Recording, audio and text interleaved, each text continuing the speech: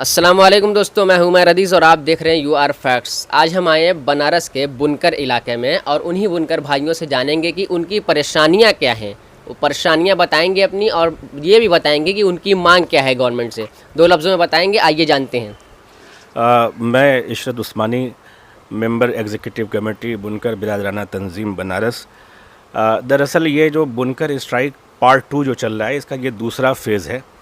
पहले फ़ेज़ में 3 सितंबर को उत्तर प्रदेश के माननीय मुख्यमंत्री श्री योगी आदित्यनाथ जी के वार्ताकार के तौर पर chief additional secretary Shri Navneet Sehgal ji ने 3 सितंबर को लखनऊ में टेबल टॉक के लिए बुनकर रिप्रेजेंटेटिव्स को बुलाया था। तो वहाँ पर आपसी सहमति से 3 बिंदुओं पर हमारी जो है कि मंजूरी और एक तरीके से सहमति बनी थी और उसमें एक जॉइंट पीसी प्रेस कॉन्फ्रेंस भी हुई थी जिसमें नवनीत सहगल जी ने पब्लिक डोमेन में भी ये सारी चीज़ें हैं। उसमें 3 बिंदु थे। पहला बिंदु ये था कि 1 जनवरी 2020 से 31 जुलाई 2020 तक का जो एरियर है वो जो 2006 का तत्कालीन सरकार का जो शासनादेश था उसी के मुताबिक जमा किया जाएगा, यानी 72 रुपया पर मंथ पर पावरलूम के हिसाब से जो उसमें क्राइटेरिया था उसी हिसाब से जमा कर लिया जाएगा। और दूसरा पहलू ये था कि जिन लोगों के ऊपर भी एफआईआर्स हुए थे, आरसीज हुई थी, पीडीज हुए थे, यानी परमानेंट डिस्कनेक्शंस हुए थे, विद्युत विच्छेदन हुआ था, उसको जोड़ा जाएगा और कोई भी इस तरीके की कानूनी कार्रवाई बकायेदारों को नहीं की जाएगी। जितने एरियर्स थे सारों को सबको सब ज़ीरो किया जाएगा। और तीसरा जो पॉइंट था, जो एजेंडा सेट हुआ था वहाँ पे, है ना, उसमें एग्रीमेंट ये हुआ था कि 1 अगस्त 2020 के ऑनवर्ड से जो बिलिंग होगी उसके लिए एक 15 दिन का एक टेन्योर और ड्यूरेशन लिया गया था सरकार की ओर से कि इस दौरान हम बुनकर रिप्रेजेंटेटिव्स की सहमति से मिलजुल कर पहले से भी अच्छी एक फ्लैट रेट व्यवस्था तैयार करेंगे जिससे सरकार का भी राजकोषीय घाटा कम से कम किया जा सके और बुनकर भी इज्जत के साथ और सुकून के साथ अपने 2 वक्त की रोटी का इंतज़ाम कर सकें। अच्छा, मगर एक बात मैं आपकी काटना चाहूँगा कि आपने कहा कि जुलाई 2020 तक की गवर्नमेंट ने कहा कि आप फ्लैट रेट से बिजली जमा करें, भुगतान करें। उसके बाद आपने ये कहा कि सोच समझकर बताएंगे। तो फिर ये दूसरे फेज़ जो मुर्री बंद का है वो लगाने का क्या मतलब? फिर मैं उसी तरफ आ रहा था। मैं सिलसिलेवार इसलिए कर रहा था कि ये ताकि पब्लिक डोमेन में ये चीज़ें अच्छी तरीके से पहुँचें। बिल्कुल बिल्कुल। तो जब ये 15 दिन का उन्होंने ड्यूरेशन हमसे मांगा, आज 42वां या 43वां दिन है। 31 जुलाई तक का भी जो जियो आया है, हमारे जब तमाम सरदार साहिबान बुनकर बिरादराना तंजीमों के सरबराहान किराम और उत्तर प्रदेश के जितने भी बुनकर संगठन हैं, सब ने जब सामूहिक रूप से सरकार को ये अल्टीमेटम दिया कि 14 अक्टूबर तक हम देखेंगे, अगर आप हमारी जो बातें जो तय हुई हैं, जो आपने खुद वादा किया है, मांग नहीं है, ये वादा है जिस पर हमारे एजेंडा सेट हो गया था, उस वादे को अगर आप पूरा 14 अक्टूबर 2020 तक नहीं करेंगे तो हम 15 अक्टूबर से हम बेमियादी और अनिश्चितकालीन हड़ताल पर जाएंगे। जब 15 तारीख को हमारा हड़ताल शुरू हुआ है, उसी दिन शाम को ये हमारी बुनकर एकता को, हमारे बुनकर इत्तेहाद को तोड़ने के लिए, हमारे लोगों के दरमियान तफर्रक़ा और इंतशार पैदा करने के लिए, लोगों को भ्रमित करने के लिए एक शासनादेश पब्लिक डोमेन में मीडिया में वायरल किया गया। मगर उसमें वो जो बिंदु थे, जैसे ये था कि जिनकी भी आरसीज कटी हैं, एफआईआर्स हुए हैं, अगर आप मऊएमा के बुनकरों को देखें, आप बनारस के बुनकरों को देखें, आप गंज डुडवारा के बुनकरों को देखें, आप कानपुर के बुनकरों को देखें, आप गोरखपुर के बुनकरों को देखें, 18-18 लाख रुपया, 20-20 लाख रुपया, 54-54 लाख रुपये की आरसीज कटी है। उस शासनादेश में उसका कोई जिक्र नहीं है कि उसके लिए क्या होगा। हमारे जो एरियर्स थे उनको ज़ीरो करने का जो वादा किया गया था वो भी, उसमें भी कोई स्पष्टीकरण उसमें नहीं दिया गया है।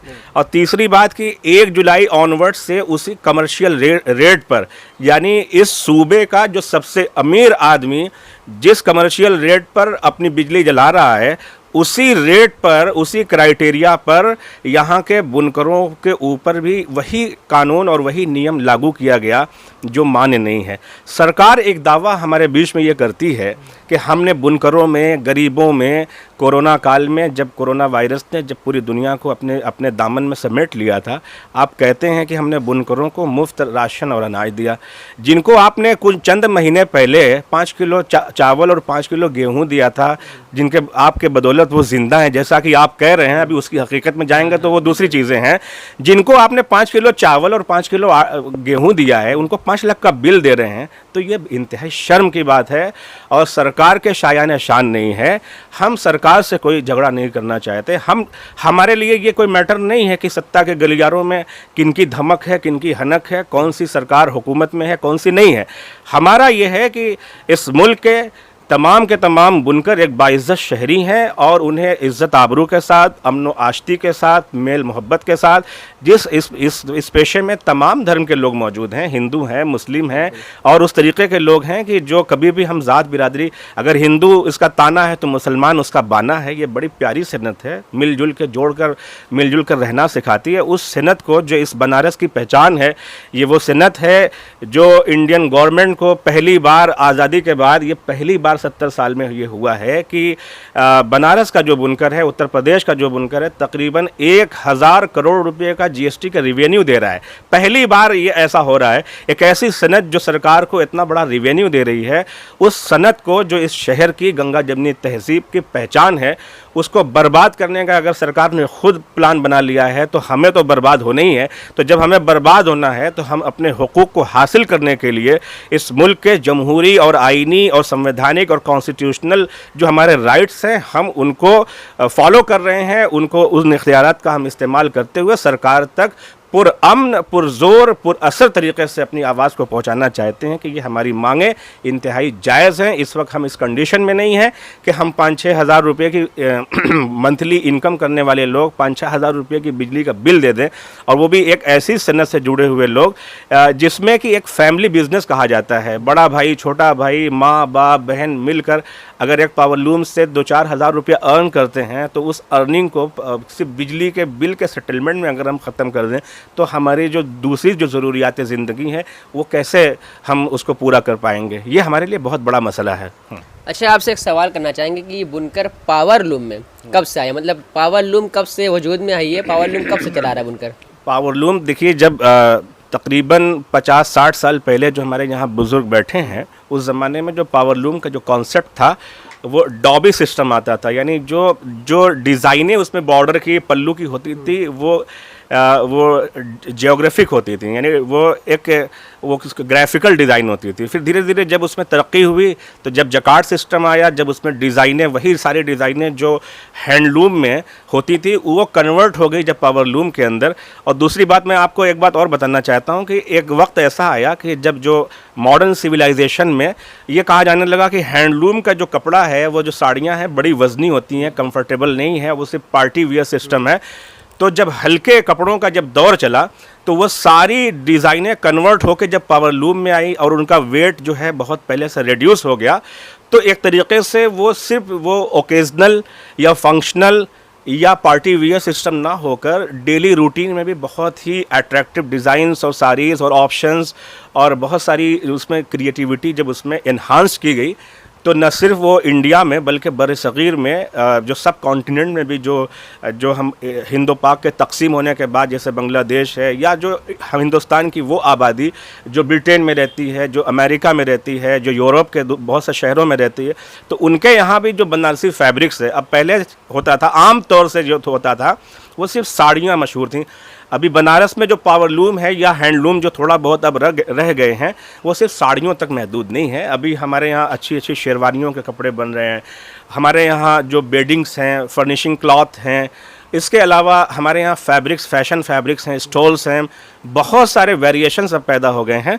तो इंटरनेशनल मार्केट में हमारी जो सनत है, बहुत सारा जो फॉरेन एक्सचेंज हमारे मुल्क में बहुत सारा आ रहा है इसकी वजह से। इसीलिए इसके पहले जब मनमोहन सिंह सरकार थी तो उन्होंने हमारे इस कपड़े के एक्सपोर्ट को बहुत प्रमोट किया था, बल्कि उल्टा वो लोग हम लोगों को इस तरीके से एक इंसेंटिव देते थे। यहाँ पे हमारे और साथी हैं, सैयद हसन साहब हैं, ये लोग एक्सपोर्ट भी करते हैं, इनके पास वास्ट एक्सपीरियंस है।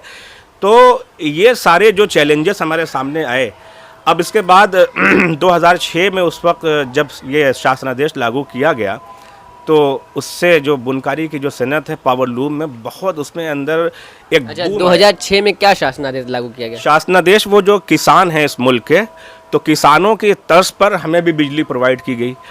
वजह क्या थी कि वो जब बिजली की कॉस्ट हम जोड़ते थे तो उस हिसाब से जो हमारी मुल्क की जो डोमेस्टिक मार्केट्स हैं, ख़ासतौर से सूरत है, बेंगलुरु है और फिर चाइना से भी बहुत सारे कपड़े इंपोर्ट होके आ रहे थे, तो हमारा कट थ्रोट कंपटीशन था। कॉटेज इंडस्ट्री होने की वजह से हम कोई कॉरपोरेट वर्ल्ड से हमारा ताल्लुक़ तो है नहीं, हम अनऑर्गेनाइज सेक्टर से हमारा ताल्लुक़ है, तो वो हमारे साथ बहुत बड़ा कंपटीशन हो रहा था। तो हम प्राइस को रिड्यूस कैसे करें, तो जैसे बहुत सारे इक़दामात उस वक्त किए गए, बहुत सारे स्टेप्स लिए गए, उसी में ये भी था कि कॉस्ट को रिड्यूस करने के लिए और बुनकर को के सर्वाइवल के लिए, इस सनत को फ़रोग़ देने के लिए उस वक्त की मुलायम सिंह यादव सरकार ने 2006 में 72 रुपया पर पावरलूम का एक ऐसा हमारे साथ क्राइटेरिया सेट कर दिया था कि जिससे हम बाइज़्ज़त तरीके से इस सनत को फ़रोग़ दे रहे थे। और ये सनत ऐसी थी कि अपने शबाब पर थी। मतलब पिछले कुछ दिनों में आपने जो देखा कि कोरोना जो कोविड-19 का जो पैंडेमिक हमारे सामने आया, इंटरनेशनल मार्केट में भी हमारी जो वो डिमांड बाकी नहीं रह गई, और डोमेस्टिक मार्केट में जो होम मिनिस्ट्री की जो गाइडलाइंस है उसके अंदर इतनी सारी बाधाएं हैं कि हमारा जो एक तरीके से जो सेल का जो आउटलेट था 80% कम हो गया है। यहाँ के रिटेल मार्केट में अगर आप पूरे मुल्क में आप उसका एक जायज़ा लेंगे, सर्वे करेंगे, सिर्फ 20% जो है मार्केटिंग रह गई है। तो पहले से ही अपने अस्तित्व की लड़ाई लड़ रहा बुनकर, जब उसके ऊपर आप 400-500% 500 गुना जब मूल्य वृद्धि कर देंगे ये बिजली में, और इस मुल्क के जैसे महाराष्ट्र में आप देख लें बिजली सस्ती है बुनकरों के लिए, नई दिल्ली में आप देख लें 200 यूनिट बिजली जो है। अच्छा, आपने कहा कि 2006 में मुलायम सिंह यादव सरकार ने ये कहा कि आपको फ्लैट रेट से बिजली दी जाएगी जी। तो आपने ये भी कहा कि 50-60 साल से बुनकर पावरलूम चला रहा है। हाँ। तो फिर पहले बिजली का क्या कानून था, पहले कैसे वो मैनेज करता था, पहले बुनकर का सर्वाइवल कैसे था? मतलब हाँ, उस वक्त का ना, उस वक्त जो यूनिट रेट था बहुत कम था, 2.5 रुपया था। आज जो कमर्शियल रेट है 2.5 रुपये से भी कम था, मुझे जो याद 80-85 पैसा था। अच्छा, अब जितना हम प्रॉफिट गेन कर रहे थे, प्रॉफिट हम जब इंटरनेशनल मार्केट में जाएंगे तो उसका एक क्राइटेरिया होता है, वो प्राइस जो होता है ना वो बहुत मायने रखता है। तो अपने जैसे हमारा दाम बिजली की वजह से बहुत ज़्यादा होने लगा। अच्छा, दूसरी बात ये कि बनारस के साथ विडंबना ये है कि ये बनारसी माल तो हम तैयार करते हैं, मगर इसका तमाम की तमाम रॉ मटेरियल दूसरी मार्केट से आता है, इसलिए हमारा पहले ही बहुत महंगा पड़ जाता है। हमारे जितने धागे हैं, जरी है, रॉ मटेरियल्स के और भी जो सारी चीज़ें हैं, जैसे सूरत वो जो माल प्रोड्यूस करता है उसका रॉ मटेरियल भी वही प्रोड्यूस करता है, क्योंकि वो ऑर्गेनाइज सेक्टर की तरह, वो मिल के तरीके से वहाँ सारी चीज़ें प्रोड्यूस होती हैं। अब वो चीज़ें हम मंगवा कर उनके दिए हुए रॉ मटेरियल पर हम अपनी एक चीज़ तैयार कर रहे हैं, तो हमारा प्राइस हाइक हो जाता है।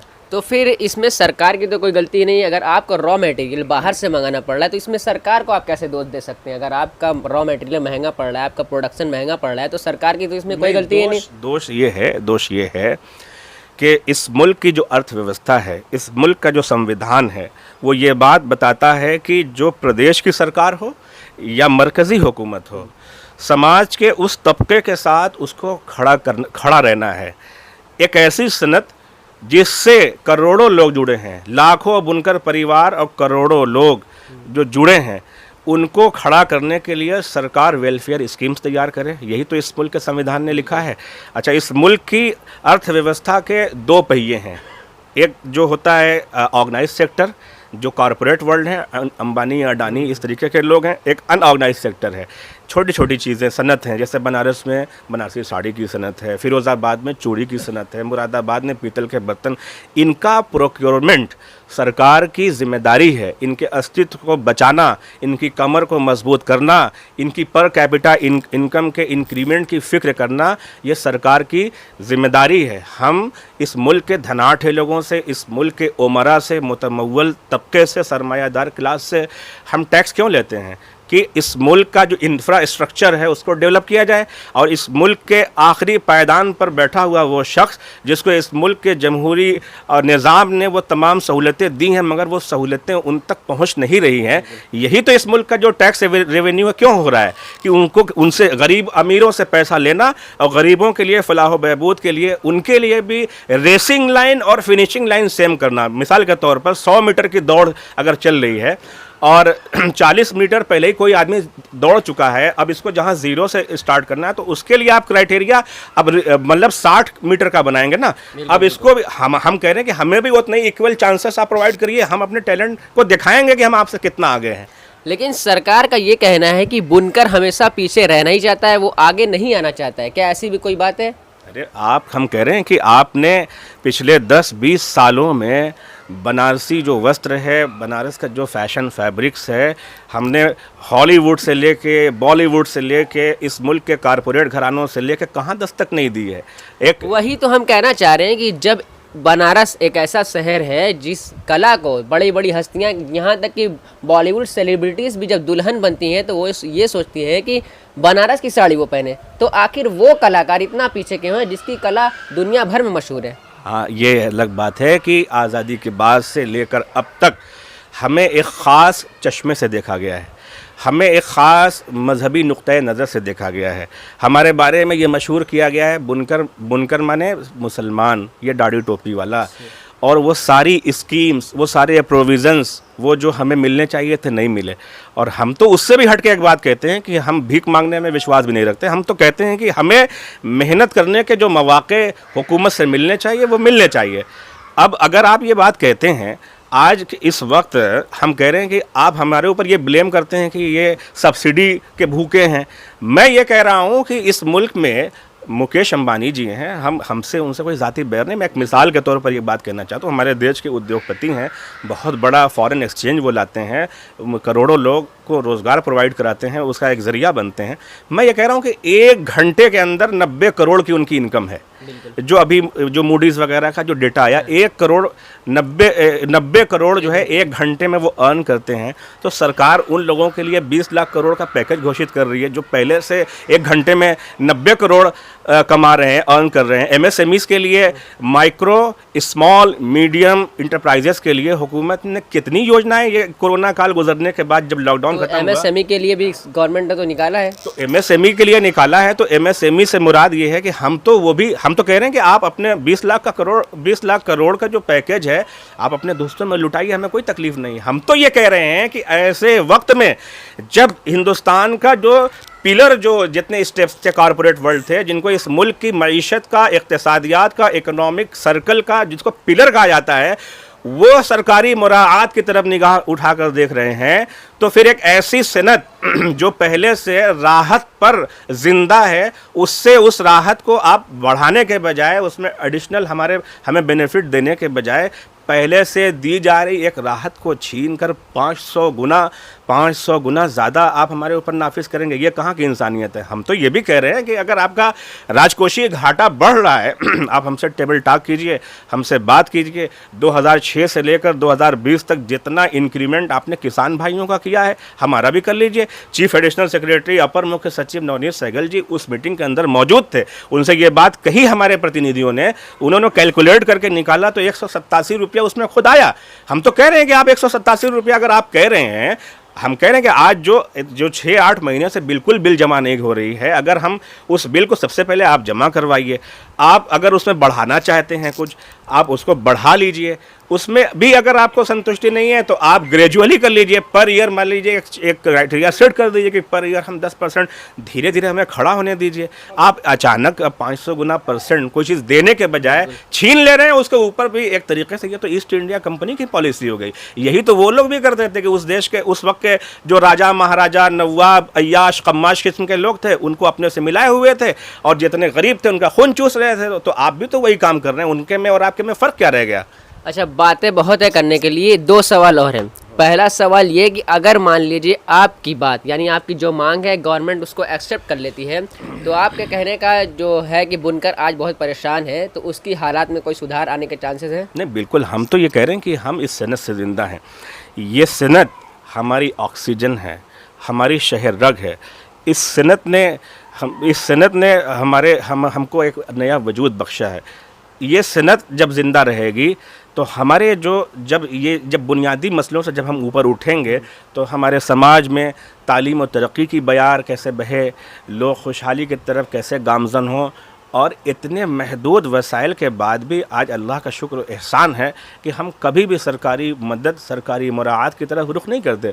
हम तो ऊपर अल्लाह ताला और नीचे जो है अपने जो दस्तबाजू हैं, अपनी जफ़ाकशी है, अपनी मेहनत है, अपनी कोशिशें हैं। आज देख लीजिए कि एक बुनकर है, आज जितने पहले से भी वो अपने कंधे पर गठरियाँ लेकर इसी गली चौराहों से गुजर कर मार्केट जाता था, आज भी जा रहा है। मगर उसमें तालीमी बेदारी भी पैदा हो रही थी। हम जब इन चीज़ों से उभरेंगे तो अपने तालीमी इदारों को मजबूत करेंगे।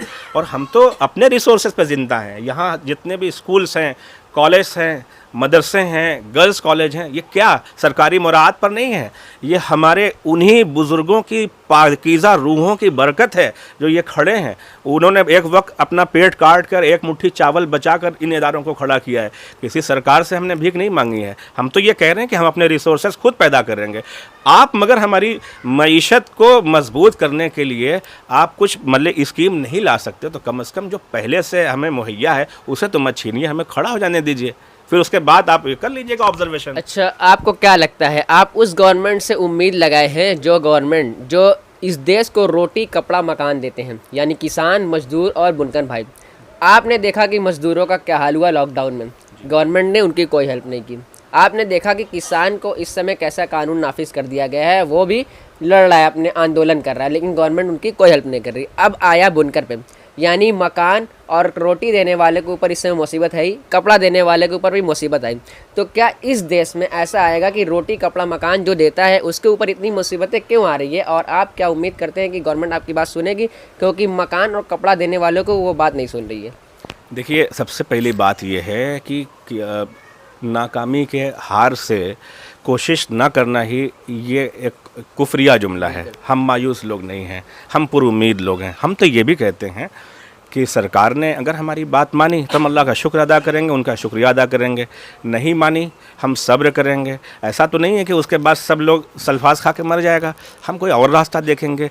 मगर कम से कम जो हमारी जायज़ मांगे हैं, जो हमारी ग्रीवांसेस हैं, जो हमारी तकलीफ़ हैं, हमारी परेशानियां हैं, हमारी दुश्वारियां हैं, उसको पब्लिक डोमेन में ले जाना और प्रिंट और इलेक्ट्रॉनिक मीडिया आप लोगों के सहयोग से लोगों तक पहुंचाना, हुकूमत तक पहुंचाना। हम तो कह रहे हैं कि माननीय मुख्यमंत्री जी, हम सब सम्मान के साथ ये बात कह रहे हैं कि हमारा उनसे कोई झगड़ा नहीं है।